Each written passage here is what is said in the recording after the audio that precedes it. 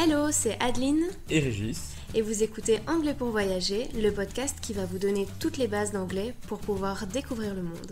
Bienvenue dans ce nouvel épisode.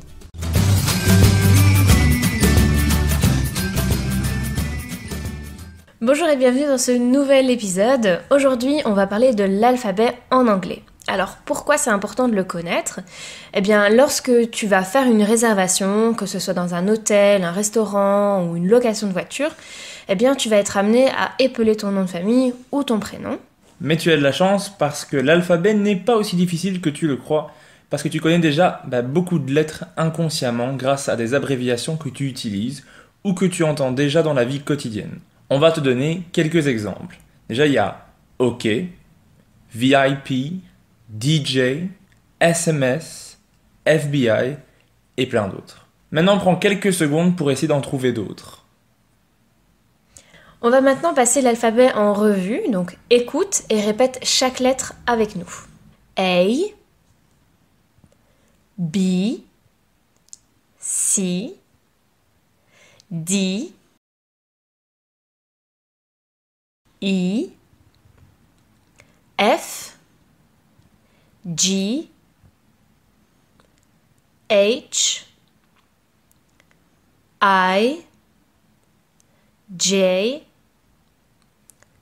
K,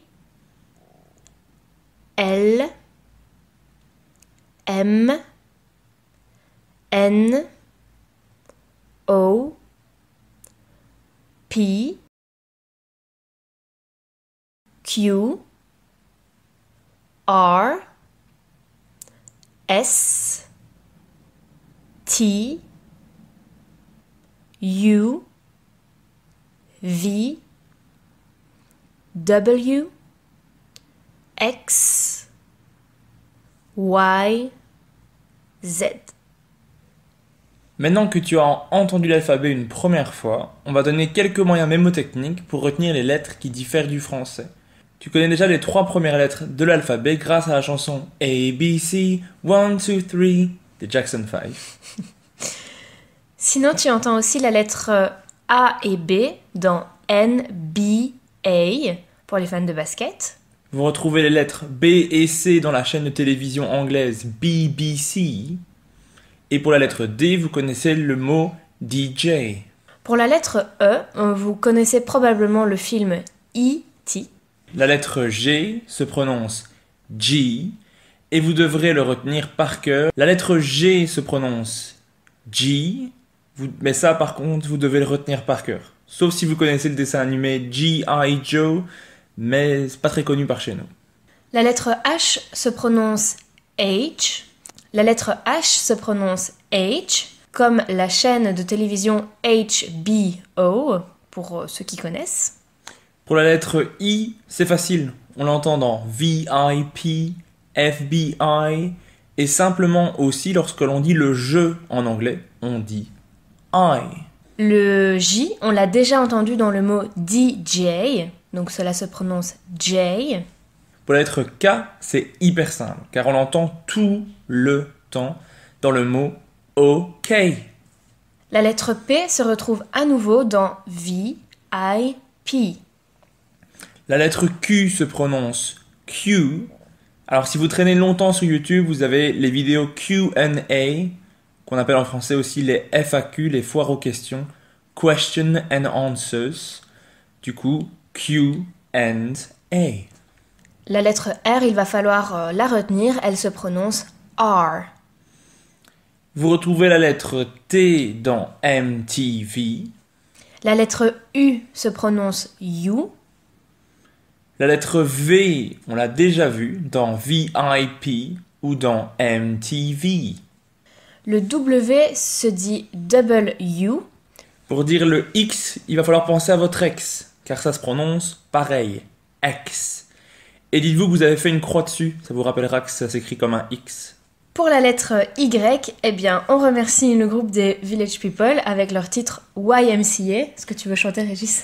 YMCA. YMCA. Merci. Et pour le Z, bah c'est Z. Et voilà, tu connais toutes les lettres, donc on t'invite à les répéter encore une fois avec nous. A, B, C, D, E, F, G, H, I, J, K, L, M, N, O, P, Q, R, S, T, U, V, W, X, Y, Z. Tu peux maintenant t'entraîner à épeler ton nom et ton prénom pour réaliser n'importe quelle réservation. On va te donner un exemple avec nos 2 prénoms. Donc Régis, vas-y. R, E, G, I, S. Adeline? A, D, E, L, I, N, E. À toi maintenant. Merci d'avoir écouté cet épisode. Afin de recevoir cette mini-leçon par écrit, inscris-toi à notre newsletter. Abonne-toi au podcast pour ne rien manquer et rejoins-nous sur Instagram. Tous les liens se trouvent dans la description de cet épisode. À la semaine prochaine. Bye.